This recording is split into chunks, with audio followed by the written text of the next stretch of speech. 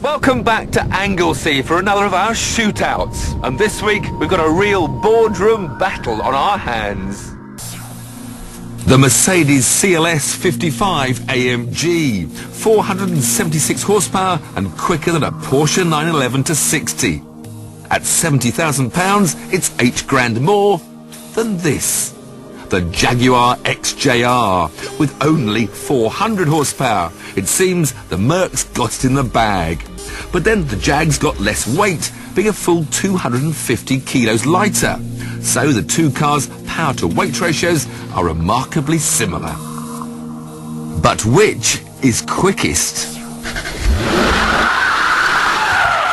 I know it feels like this shape of Jaguar saloon has been with us for about half a century, but this latest XJ series has only actually been with us for 2 years, and this, their pride and joy, the XJR, has only been out for 1, with its supercharged 4.2 litre engine. And I can assure you this 400 horsepower is quite a handful when let loose around this tight Anglesey circuit. Whoa, there's smoke firing out of the back of the car as the inside wheel spins away. Wonderful Jaguar pedigree, but it's all a bit too soft and rolly to have a letter R for racing behind it.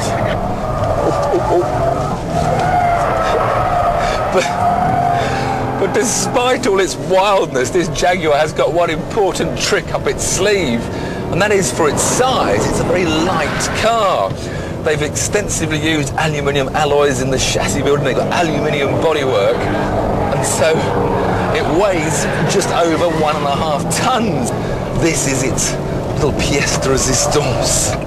Time to try and keep it neat and tidy to set a quick lap time.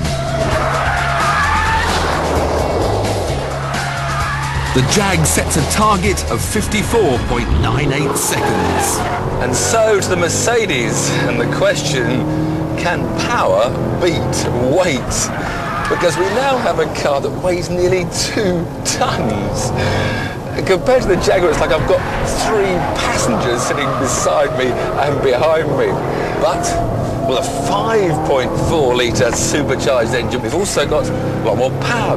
Now, whilst I've always been an admirer of AMG tuned Mercedes, I've never been a big admirer of Mercedes styling. But this is my kind of Mercedes. Of course, they call it a coupe, but it's still a 4-door saloon in all intents and purpose, and a very, very stylish one at that. And I think they've also at the same time firmed up the chassis somewhere. They've given the steering more feel. We've still got the computer interruption. We still, even though we got the ESP switched off, we can't get rid of it all.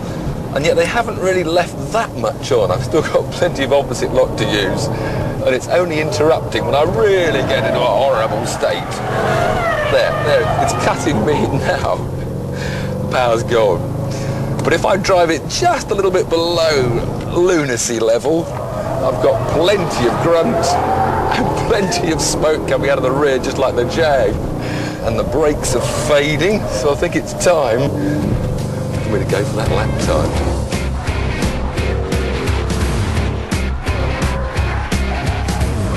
By radar, the mighty Merc is already nearly a second ahead. A lead which it maintains down to the hairpin. Finally beating the Jag across the line by 1.17 seconds.